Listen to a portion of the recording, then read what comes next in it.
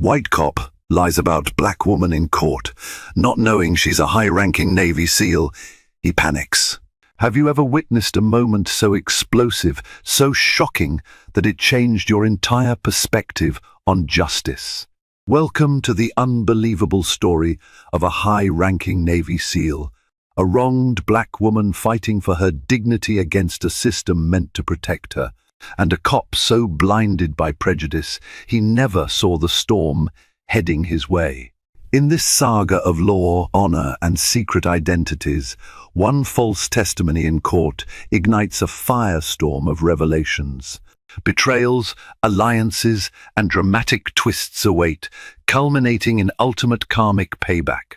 Brace yourself for a tale that will leave you forever questioning everything. Tiana West had always carried herself with quiet confidence. Growing up in a small Virginia town near the naval station Norfolk, she learned early on that life was rarely fair, but that one must stand tall and fight for what was right. She had seen it all in her 3 decades of life, prejudice, ignorance, and the heavy weight of expectations that fell on her shoulders. The moment she decided, at the age of 17, that she would do something truly extraordinary, become a Navy SEAL, everyone told her it was impossible. A black woman passing the notoriously grueling basic underwater demolition SEAL Bud S training? Unheard of. But Tiana possessed an unwavering dedication to push boundaries and defy the odds. When she first set foot on the naval base Coronado in San Diego for Bud S, Tiana felt an electric mixture of pride and fear. She was acutely aware of her uniqueness. Not only was she among the very few women undergoing the brutal training, but also one of the even fewer people of color in that environment. Surviving that program demanded a different breed of resilience physically, mentally, and emotionally. Yet, Tiana refused to let the stares, whispers, and open skepticism of her male counterparts unnerve her. She took every obstacle as a personal challenge, forging a reputation as a no-nonsense candidate who never quit. It was in the cold surf and relentless sand of Coronado Beach that Tiana found her true calling. She learned to expect the unexpected, adopt a mindset of total discipline, and treat the motto, "The only easy day was yesterday," as a way of life. In the face of adversity, her determination only grew. Over time, even the most hardened instructors learned to respect her stamina, level-headedness, and cunning approach to problem-solving. By the end of her training, Tiana not only earned the coveted trident, symbol of a Navy SEAL, but also became a legend in the making, a testament to perseverance for those who'd come after her. She rose through the ranks swiftly, her expertise ranging from close quarters combat to high-stakes intelligence operations. Whenever her commanding officers needed a calm, strategic mind to lead difficult missions, Tiana's name was on the shortlist.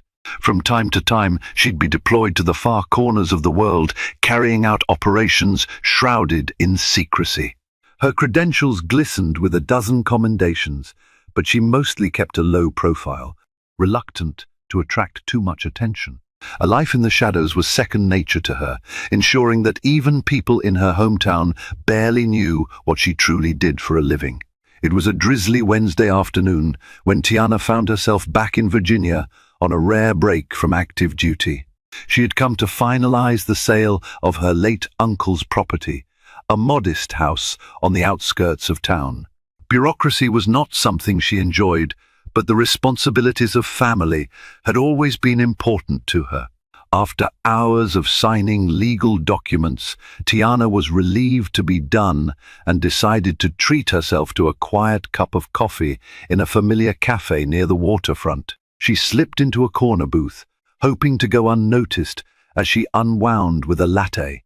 Yet peace was short-lived.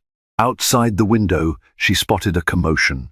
A burly man in a uniform was raising his voice at an older black gentleman who was visibly distressed.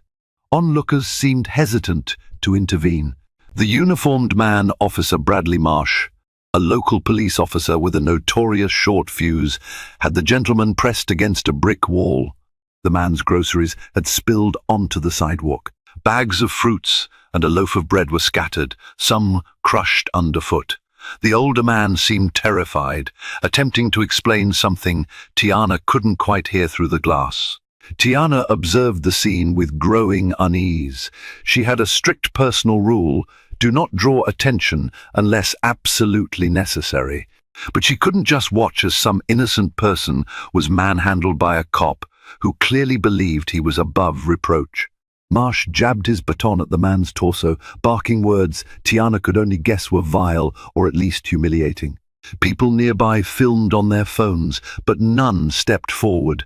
Finally, Tiana tossed a few bills on the table and stepped outside.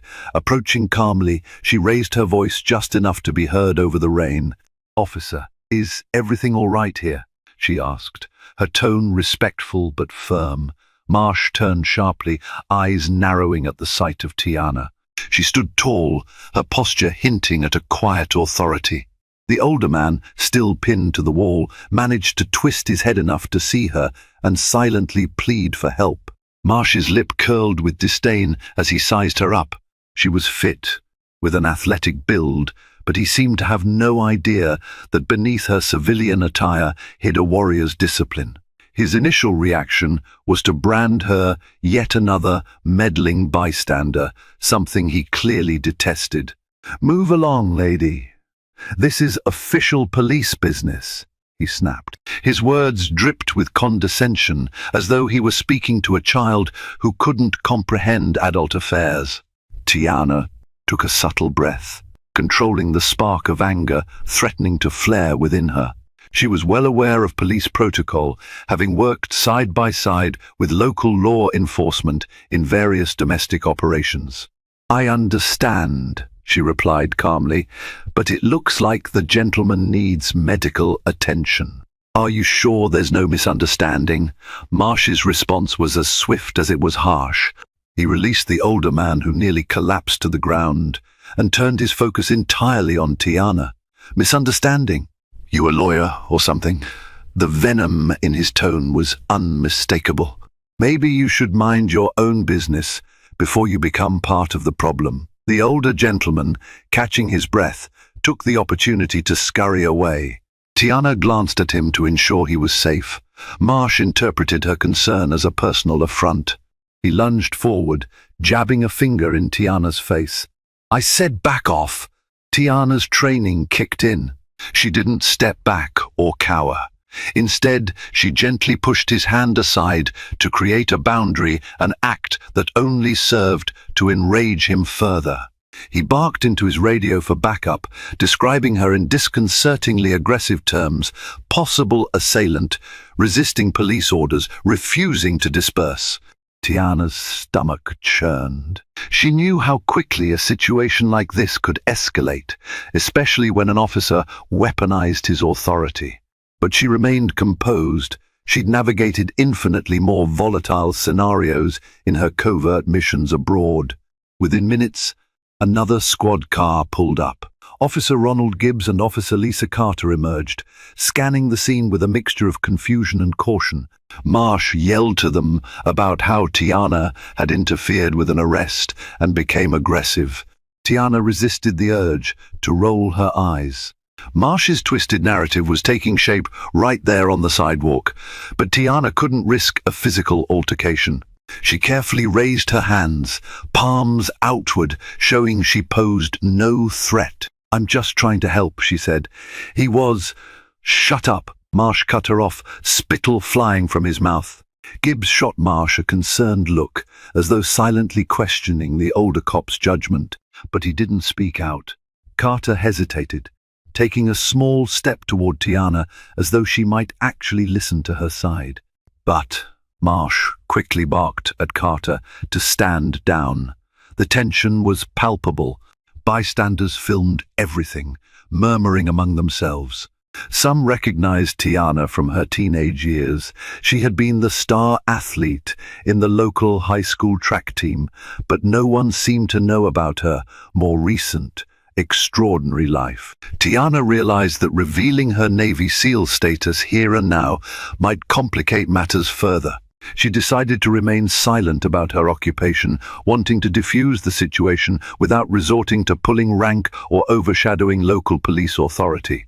But Marsh had other plans.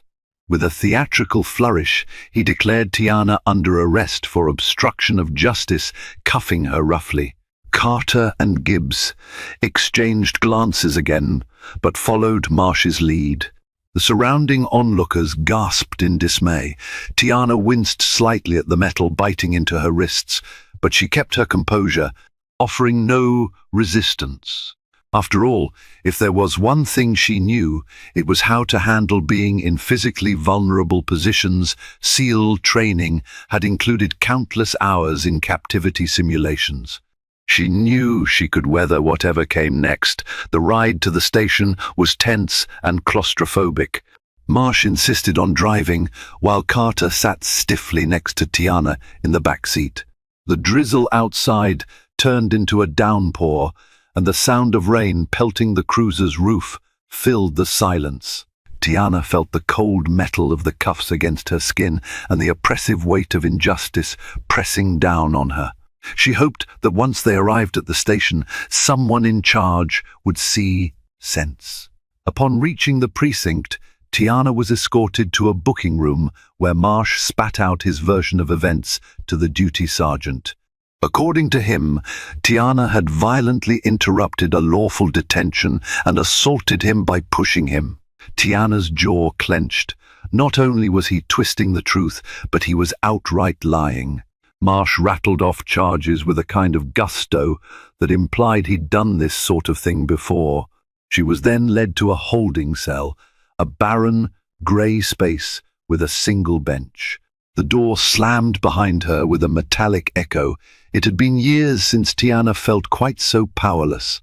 Even in the toughest combat missions, she'd always had her gear, her team, or at least the knowledge that her commanding officers knew where she was.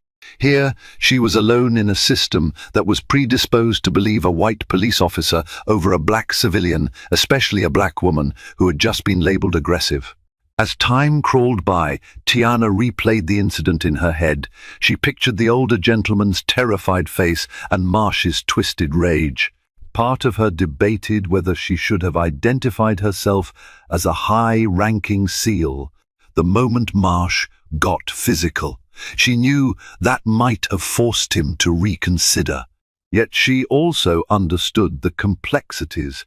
Revealing classified details about her position wasn't just about protecting herself. Secrecy protected her and her fellow operators as well. The last thing she wanted was her face splashed over local or national news, connecting her to covert operations. An hour later, she was taken out for interrogation. In a narrow room illuminated by flickering fluorescent lights, Marsh and a departmental attorney questioned her. The attorney's tone was skeptical, but not outright hostile. She asked Tiana for her side of the story. Tiana explained that she saw Marsh using excessive force on a seemingly innocent man, stepped in to calm the situation, and never resisted his commands. She told them that Marsh escalated the situation without warning. Marsh, arms folded across his chest, eyed her with a self-satisfied smirk. He slipped in snide remarks, claiming Tiana was dangerous and had made threatening gestures. It was difficult for Tiana to hold her tongue, but she managed to remain respectful, letting her calm demeanor underscore the absurdity of Marsh's allegations. The departmental attorney scribbled notes on a yellow legal pad and asked Tiana to wait outside as she conferred with Marsh. Before Tiana was escorted out, Marsh leaned in, whispered something vile under his breath, something about knowing her place. The hairs on the back of Tiana's neck bristled, but she mentally repeated the discipline. Mantras she learned from her SEAL training: keep your cool, watch for the opening, operate with precision. While Tiana waited under guard near the interrogation room, a short, bespectacled man in a rumpled suit approached her. He introduced himself as Marcus Riley, a public defender assigned to her case. "I'm on your side," he said, his voice tinged with genuine concern. He apologized for the incompetent system that had landed her in this situation and promised to do everything possible to have the charges dropped quickly. Tiana studied him carefully. The lines on his face suggested a long history of battling in the trenches of the legal system. He seemed sincere, if overworked. "I appreciate it," she told him simply. She still had the option to call Navy JAG Judge, Advocate General, or a private attorney. But for now, she wanted to see how this situation played out. If it could be resolved quietly and fairly, all the better. She handed Marcus a card with the phone number of a contact at Naval Base Coronado, instructing him to reach out if things escalated. Moments later, the departmental attorney re-emerged, announcing that Tiana was to be formally booked for obstruction of justice and resisting arrest. This was a blow she had hoped the attorney, upon hearing her account, might dismiss the charges. Instead, it seemed Marsh's version prevailed, at least for the moment. Tiana could see the flicker of disappointment in Marcus's eyes. He immediately objected, stating that Tiana had not resisted in any physical manner. The attorney, giving a non-committal shrug, simply said it would be decided in court. So, Tiana was forced through the humiliating motions, fingerprinting, mugshots, and preliminary paperwork. The entire process felt surreal, like a bizarre dream where she was cast as the villain. As a SEAL, Tiana had faced life and death scenarios that would leave most people trembling, but this new battlefield, a fight for her civil liberty in a flawed justice system, felt unsettlingly personal. When she was finally released on bail later that evening, she stepped out into the damp parking lot, her mind already strategizing. She saw Marsh by one of the squad cars, leaning against the hood, arms crossed, shooting her a smug grin. She refused to give him any satisfaction. Instead, she calmly walked off, ignoring the drizzle that soaked her hair, reaffirming in her mind that she would handle this with every ounce of discipline she possessed. Marcus Riley caught up to her and handed over a date for her arraignment the following Monday morning at the Norfolk General District Court. "We'll sort this out, Miss West," he assured her. "There's footage from bystanders, and I'm confident we can gather enough evidence to show you did nothing wrong." Tiana thanked him, her voice clipped but polite. In the back of her mind, a plan was already forming. She wanted to locate that older gentleman Marsh had victimized. His testimony could be critical, but there was also a part of her that simply wanted to ensure the man was all right. She couldn't shake the image of him pinned to the wall under Marsh's brutality. In the days leading up to her arraignment, Tiana wasted no time. She hired a private investigator named Sharon Finch, a retired federal agent with a reputation for thoroughness. Sharon's job was to locate the older gentleman from the incident, find any additional witnesses, and gather the countless phone recordings that might exist on social media. Tiana also made discreet inquiries through her contacts at Naval Base Coronado, ensuring that if she needed character witnesses or service records, she would have them at her disposal. She spent her evenings at a modest motel just outside town, not wanting to burden her few local relatives with the stress of her sudden legal trouble. Every day, she woke up early, ran 5 miles to clear her head, then tackled the day's agenda: meetings with Marcus, updates from Sharon, visits to local shops to ask if anyone saw the altercation from a better vantage point. Bit by bit, the puzzle pieces started coming together. Sharon managed to track down the older man Franklin Hayes, a retired shipyard worker in his 70s who had a minor hearing impairment. Hayes, it turned out, was deeply shaken by the encounter, so much so that he had stayed indoors ever since, worried the police would come after him. When Sharon spoke with him, he recounted the event in clear, heartbreaking detail. Marsh had initially stopped him for acting suspiciously, an excuse Hayes recognized as racially motivated nonsense. When Hayes tried to explain he was just returning from the grocery store, Marsh escalated and pressed him against the wall, calling him slurs under his breath. Tiana arranged to meet Hayes in person, wanting to reassure him he wasn't alone. She found him in a small, cluttered living room, his cane propped against the sofa. He was soft-spoken and polite, offering Tiana tea the moment she walked in. She accepted, noticing the slight tremor in his hands. "Why would he do that to me?" Hayes asked, voice trembling with a mixture of fear and anger. "I served this country too, you know. In the army, years ago." Tiana listened quietly, empathizing with the man's bewilderment and pain. She expressed her gratitude that he was willing to share his story, explaining that his testimony could be pivotal in proving the truth. Meanwhile, the swirl of local gossip grew stronger with each passing day. The incident had been captured in multiple videos, some more complete than others. News stations picked up the story, framing it as a typical, she said scenario. But Tiana knew better. She had absolute confidence in the truth. She also knew that once Monday's court date arrived, her real challenge would be navigating a system predisposed to side with authority figures like Marsh. By the time Monday morning arrived, Tiana had her evidence meticulously organized. Marcus, though a busy public defender, was both relieved and impressed by her initiative.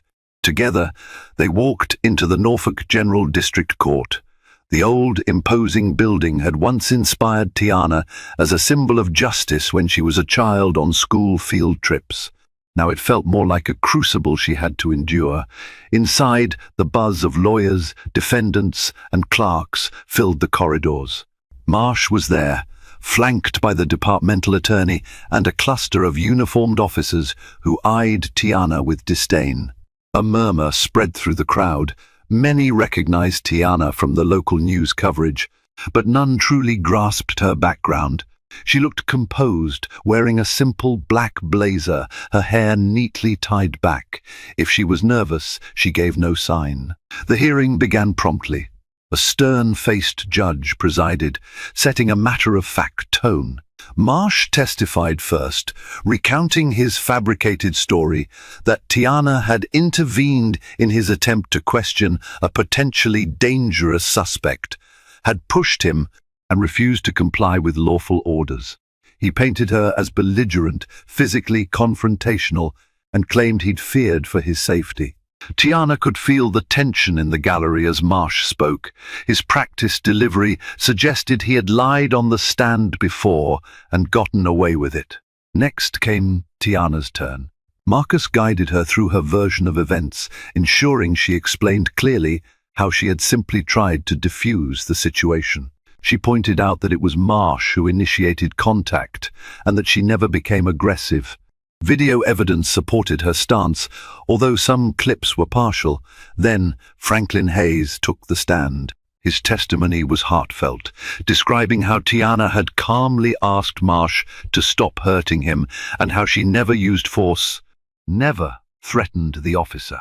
It was a powerful moment, one that caused a visible ripple in the courtroom. But the biggest surprise came when Marcus introduced a crucial piece of video footage from a bystander who had remained out of frame in most recordings. This footage showed Marsh's entire interaction with Hayes, as well as Tiana's attempt to intervene.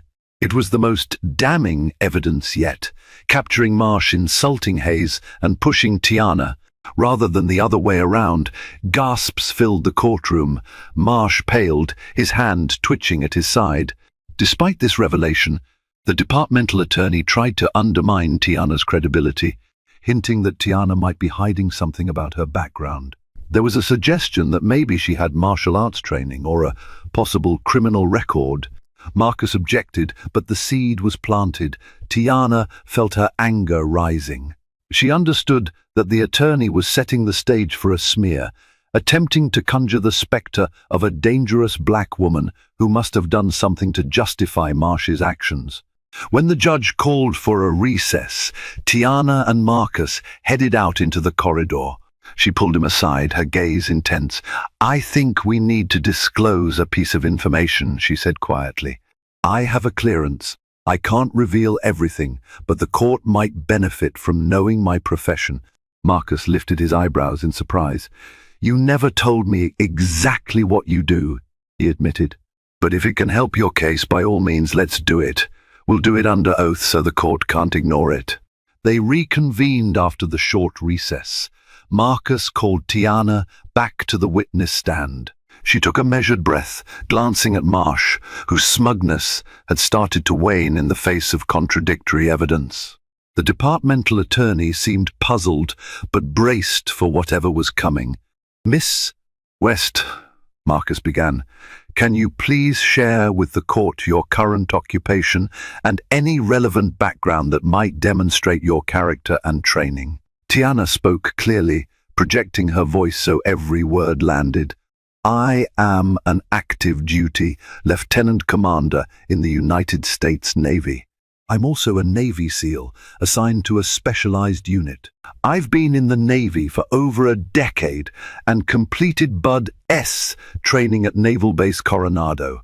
A hush fell over the courtroom. Even the judge's typically impassive face registered surprise.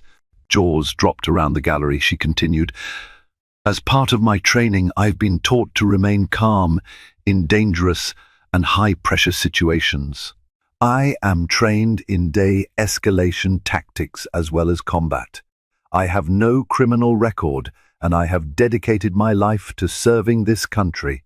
At no point did I assault Officer Marsh, nor did I resist. I followed my training. I attempted to end a potential harm to a civilian in a non-violent manner." The judge leaned forward, clearly intrigued and somewhat taken aback. The reaction from the onlookers was more dramatic. Some whispered that Tiana didn't look like a Navy SEAL, a sentiment that made her bristle internally, though she had grown used to such remarks over the years.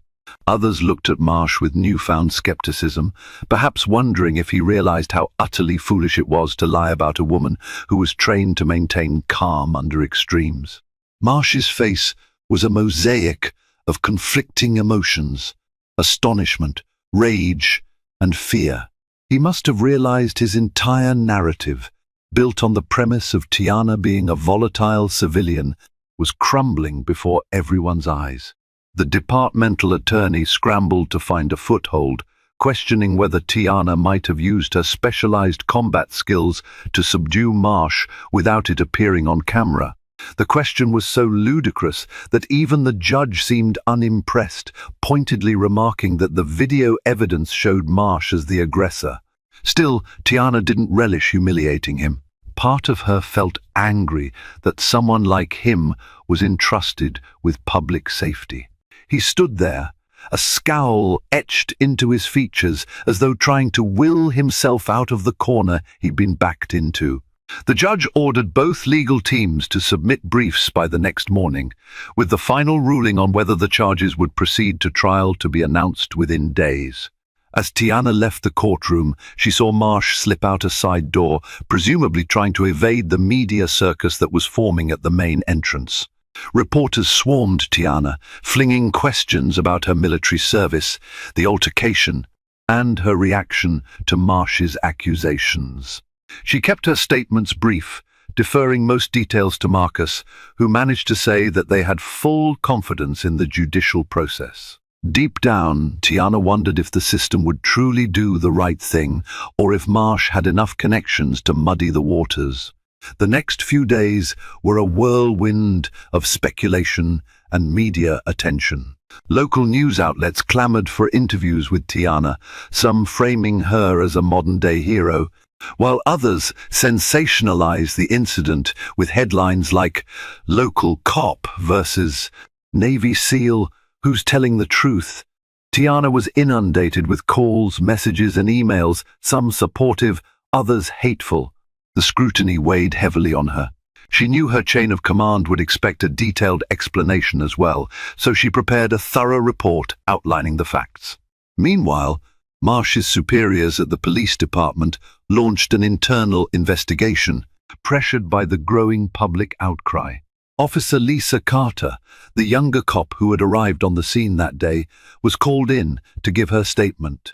According to inside sources, people that Sharon Finch had cultivated as informants, Carter's account corroborated much of Tiana's story, describing Marsh as the primary aggressor. Officer Gibbs was also interviewed and admitted he was uncertain about what exactly happened, but noted that Marsh had seemed unusually agitated. The tension reached a boiling point when Marsh held his own press conference outside the station, flanked by a few members of the police union. He claimed that he feared for his life upon encountering Tiana, citing her unknown combat skills and saying the body cam footage was inconclusive. To Tiana's dismay, he doubled down on his lies, painting himself as a victim of a system that had turned against law enforcement. But Tiana wasn't without allies. The local NAACP chapter condemned Marsh's actions, citing the bystander videos and Tiana's impeccable service record. Several veterans groups voiced their support for Tiana, praising her bravery both on and off the battlefield. The final piece of the puzzle arrived when Tiana's commanding officer at Naval Base Coronado released a public statement of solidarity, emphasizing Tiana's outstanding record and personal integrity. That statement carried significant weight. It wasn't every day that a commanding officer publicly defended one of their own in a civilian legal matter. As the scheduled day for the judge's decision approached, Tiana found herself oscillating between hope and fear. She believed she had a strong case, but she was all too aware of how unpredictable court rulings could be, especially in cases where systemic biases came into play. On the morning of the hearing, Tiana dressed in her official Navy uniform, an option she didn't initially plan on, but one Marcus encouraged. "It'll remind the court that you are, indeed, who you say you are," he reasoned. At the courthouse, the atmosphere was electric. Protesters lined the steps, some holding signs demanding justice for Tiana, others proclaiming their unwavering support for the police. News vans surrounded the area, cameras capturing every angle. Inside, Tiana sat quietly next to Marcus, ignoring the swirl of chatter, her posture as steady as if she were awaiting a mission briefing. The judge, the Honorable Carolyn Davenport, was known for her no-nonsense demeanor. She entered the courtroom and immediately called for order. She read from a prepared statement, carefully articulating her words so no one could misinterpret. After reviewing the sworn testimony, video evidence, and relevant legal arguments, I find that the evidence overwhelmingly suggests that the charges brought against Miss Tiana West were based on false premises, she declared. The court hereby dismisses all charges against Miss West. Furthermore, this court recognizes there is sufficient cause to investigate Officer Bradley Marsh's actions and statements for potential perjury and misconduct. A tidal wave of reactions swept through the courtroom. Reporters broke rank to rush out and break the news. Tiana exhaled slowly, relief coursing through her. Marsh, who was seated on the opposite side, looked as though he might explode from anger or fear. The departmental attorney stiffened, her posture betraying that she had not anticipated such a decisive statement from the judge. Marcus gently patted Tiana on the shoulder, whispering, "Congratulations, Lieutenant Commander." She nodded, her gratitude to him immense. But it wasn't just about her. Franklin Hayes, seated a few rows behind, gave a small smile, as if to say, "Finally, some justice." Tiana made a mental note to personally thank him and every other person who stood by her. As the gavel banged, the judge rose and left, not wanting to linger in the media frenzy that was about to unfold. Tiana followed Marcus toward the door. Cameras flashed in her face, microphones shoved forward, a cacophony of voices shouting questions. She paused briefly, stating, "I'm thankful the court saw the truth. I trust the justice system to hold any misconduct accountable." While the dismissal of charges was a victory, Tiana knew the battle wasn't entirely over. An internal affairs probe would follow. Marsh, in a moment of panic, might attempt damage control or lash out further. As Tiana stepped into the corridor, she caught a glimpse of him slinking away, his face contorted with a mixture of humiliation and rage. He did not approach her, but his glare spoke volumes. He was a cornered animal, capable of anything. In the days that followed, a full-scale internal affairs IA investigation was launched into Marsh's actions. Witness statements, body cam footage, and official reports were scrutinized. The local chief of police, under pressure from city officials and public opinion, placed Marsh on administrative leave pending the investigation's outcome. Marsh's friends in the department closed ranks around him, claiming he was being railroaded, while others distanced themselves, privately admitting that Marsh had a long history of complaints from civilians, most of which never amounted to formal action. Tiana tried to return to some semblance of normalcy. She was anxious to wrap up her uncle's estate matters and fly back to her duty station, but each passing day brought new revelations and demands. She received calls from other victims, mostly people of color, who claimed Marsh had harassed them as well. While she felt a moral obligation to listen and help, the weight of it all was overwhelming. She wasn't a lawyer or an activist, yet her name had become synonymous with exposing police misconduct in the area. Meanwhile, her chain of command at Naval Base Coronado advised her to stay until everything was resolved. They supported her, but wanted to ensure no further surprises compromised her record or her ability to serve. Tiana understood their caution. The Navy prized discipline and a clean reputation for its SEALs. This entire fiasco could have been a career ender if the court had ruled differently. Sharon Finch, the private investigator, uncovered more damning information. Marsh had a pattern of filing charges against individuals who questioned his conduct. He'd lost a lawsuit a few years back for wrongful detention, settled out of court. While some in the department defended him as a tough but fair cop, the consistent theme was his hostility toward people of color, particularly those who stood up to him. As the IA investigation reached its final stage, the prosecutor's office announced that Marsh would face perjury charges for lying under oath. This was a rare move, sending shockwaves through the police community. Marsh, apparently in a desperate bid to avoid the consequences, tried to strike a deal with the prosecutor.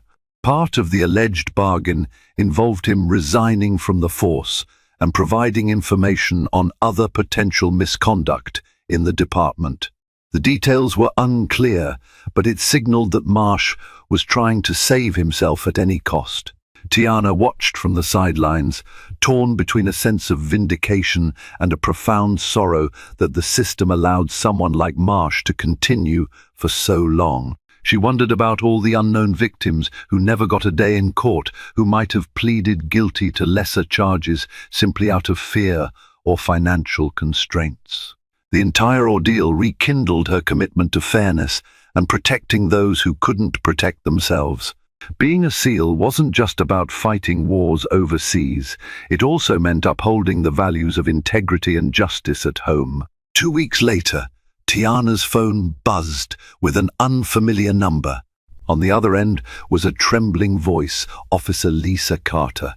She asked if Tiana could meet her at a nearby diner. Concerned, Tiana agreed. She found Carter in a corner booth, wearing civilian clothes, her eyes darting nervously around as if she expected someone to leap out at her. "I don't have much time," Carter began, leaning in. "I just wanted to say I'm sorry I froze that day. I know I should have intervened, or at least spoken up sooner." She stared at the table, her guilt evident. "I've been questioned by internal affairs. I told them everything, how Marsh acted and how you never raised a hand against him."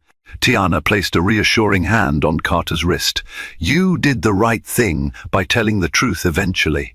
The culture in a police department can be complicated." "I understand." She meant it.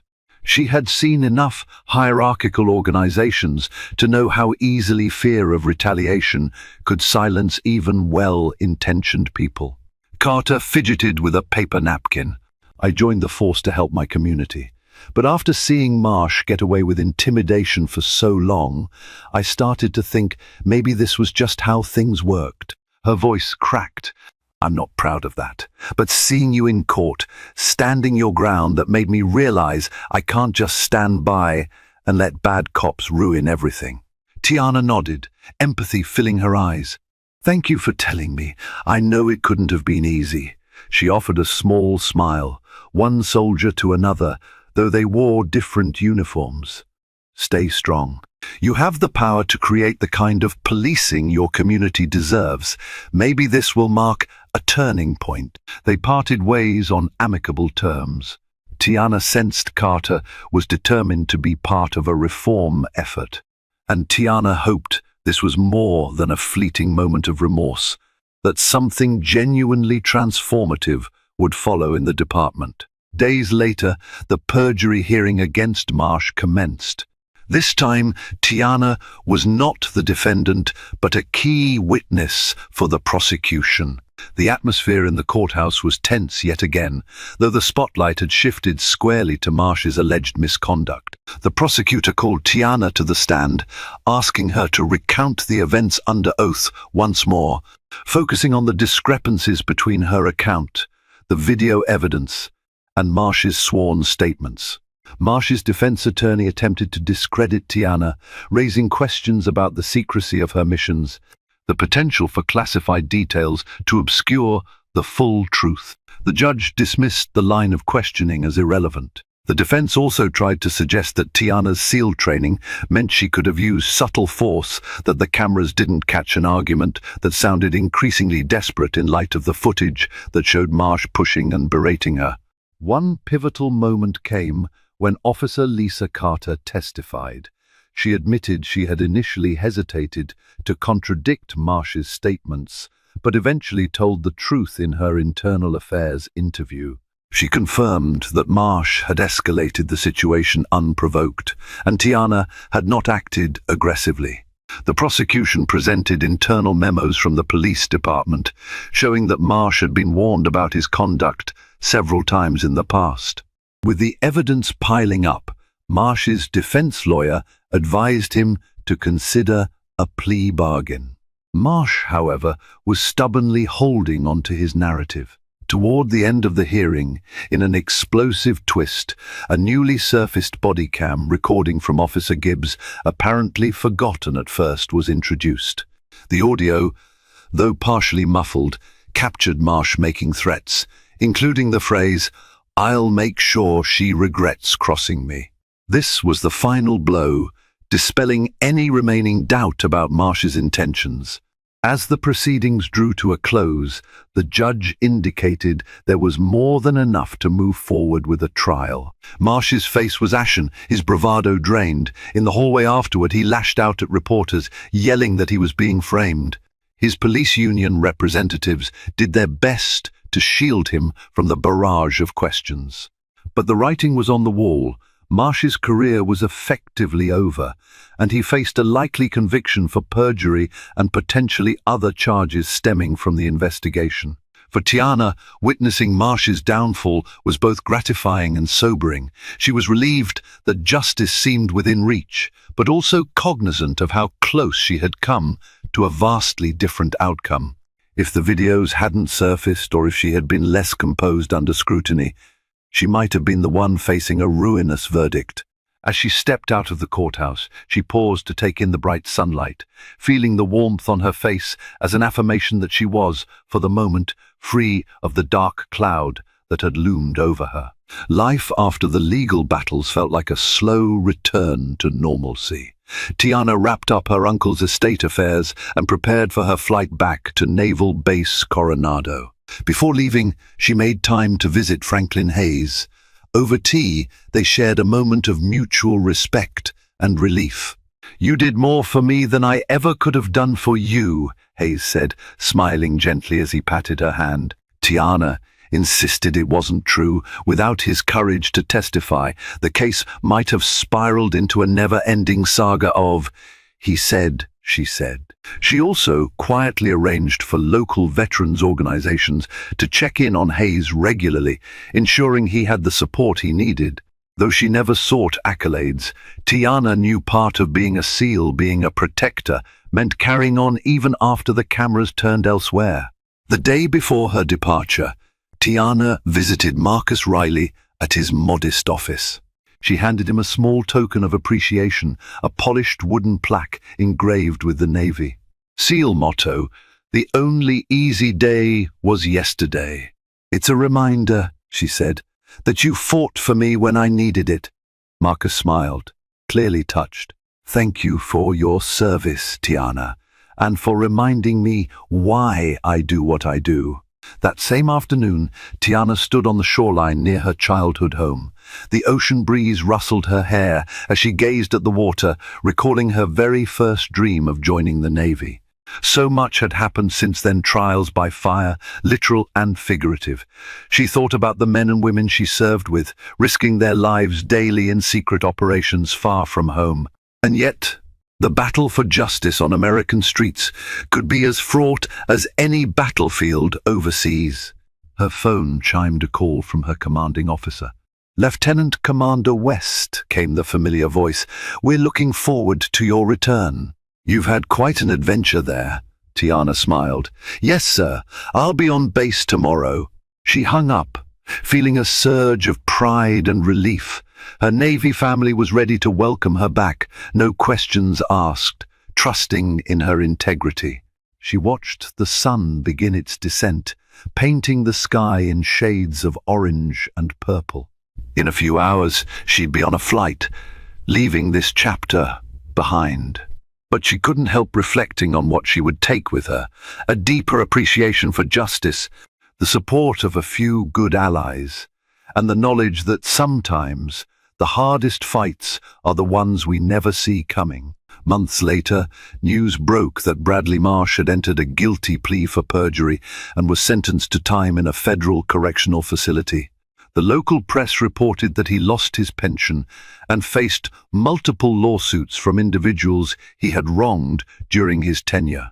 In a final, ironic twist of karmic justice, Marsh found himself in a prison environment that mirrored the very intimidation and harassment he once wielded so casually against others. For Tiana, the closure was bittersweet. She neither reveled in his downfall nor pitied his fate. She saw it as a necessary consequence of his actions, a reminder that accountability should spare no one in uniform. Tiana continued her distinguished career. Word of her ordeal had circulated quietly among her fellow SEALs, and though many were shocked by her story, they expressed unwavering solidarity. She remained a private figure, focusing on missions that took her to remote regions around the world, always guided by the principle that true service requires both courage and compassion. She thrived in her element, a testament to how adversity could forge an even sharper edge in those who refused to break. Meanwhile, in Virginia, changes slowly took root. The local police department announced reforms, including mandatory body cameras for all officers, enhanced bias training, and the creation of a civilian oversight board. Some scoffed at these measures as mere window dressing, but others, like Officer Lisa Carter, saw them as a step toward dismantling a culture of silence. Civil rights organizations and community leaders pushed for more lasting transformations, motivated by Tiana's example and the outcry her case had inspired. Franklin Hayes, newly active in local veteran support circles, often spoke of Tiana as the bravest woman I've ever met. He shared his story in public forums, encouraging people not to surrender to cynicism or despair. He might have limped a bit when he walked, leaning on his cane for support, but his voice was steadier than ever, believing that justice, once awakened, had a chance to grow stronger. In quiet moments, Tiana sometimes revisited the memory of that rainy day outside the cafe, when everything had begun. Had she done the right thing by stepping in? The answer echoed in every person who thanked her for shining a light on abuses, in every letter from young women of color who had found in her a role model to emulate. Yes, she had done what she was trained to do, protect and serve with steadfast honor. She realized that wearing the uniform of a Navy SEAL wasn't just about strength and skill, it was about embodying the core values of courage, justice, and respect for all. And so her story became a quiet legend, retold in hushed tones among those who needed a reminder that even against the most daunting odds, truth could prevail. In the end, Tiana West carried on with her life, content in the knowledge that she had upheld her oath not only on battlefields abroad, but also on the streets of her own hometown. Perhaps that was the greatest victory of all. In a world overshadowed by secrets and lies, Tiana West's extraordinary journey showcases the unyielding power of integrity. She demonstrates how honesty can prevail, even when the scales of justice seem severely imbalanced. Her struggle reveals that true heroes walk quietly among us, whether in uniform or in everyday life, protecting the vulnerable and guarding the ideals we hold dear. Meanwhile, Officer Marsh's downfall reminds us that no one is above the law, and deceit inevitably unravels in the face of undeniable truth. Tiana's steadfast commitment to safeguarding those who cannot defend themselves stands as a beacon of hope for all who value justice. If this moving account of determination and heroism has resonated with you, please consider liking, sharing, and subscribing to our channel. Your support empowers us to continue bringing to light the compelling stories that inspire us to uphold integrity in every corner of our lives. Thank you for watching, and stay bold.